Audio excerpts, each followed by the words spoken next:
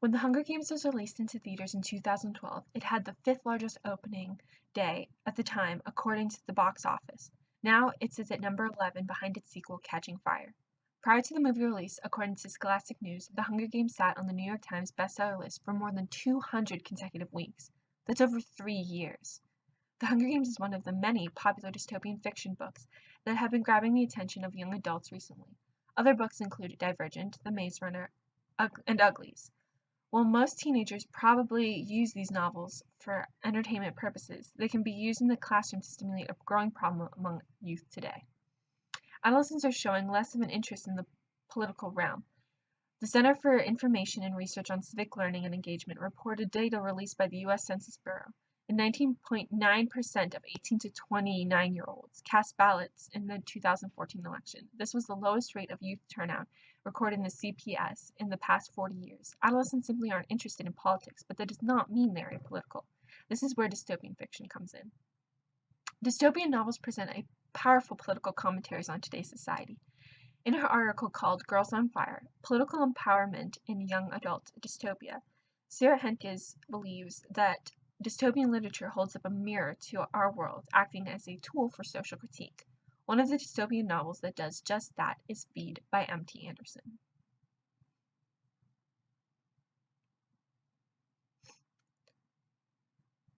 In M.T. Anderson's book, almost everyone in a destroyed futuristic society has a piece of technology called a feed implanted into their brain that allows them to constantly be connected to the internet. The novel reflects on adolescents' disinterest in politics because the characters are more caught up with social media than with actual world events. The novel also critiques today's big businesses and their methods of advertising because the feeds give a set of advertisements based on user interests. Each business tracks the shopping interests of consumers. By doing so, big businesses can create a profile for each consumer and then predict which items that person will buy next. So dystopian novels present critiques of today's society, but they also portray adolescents getting politically involved in their society.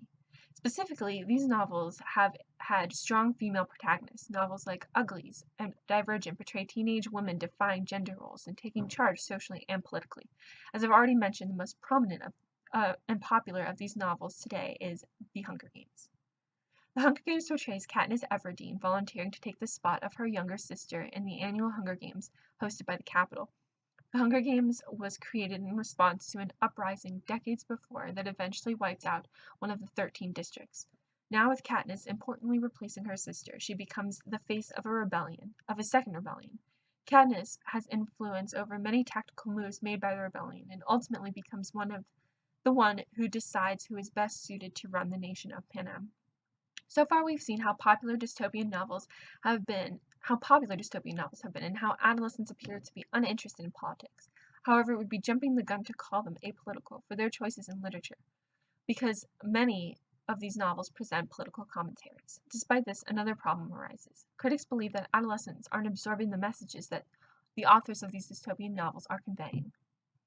To help adolescents recognize the critiques presented in dystopian literature, teachers and professors need to incorporate these novels into their curriculum. By doing so, students can use the commentaries introduced in their readings and apply them to the events and politics around them. In her article, Beyond Sensation, The Hunger Games and Dystopian Critique, Margaret Gabe asserts educators who choose to engage dystopian literature must also be prepared to make the connection between the text and American culture explicit. By introducing dystopian literature into students' curriculum, teachers and professors can hopefully stimulate new political involvement of adolescents and allow them to make better and more informed decisions in the future.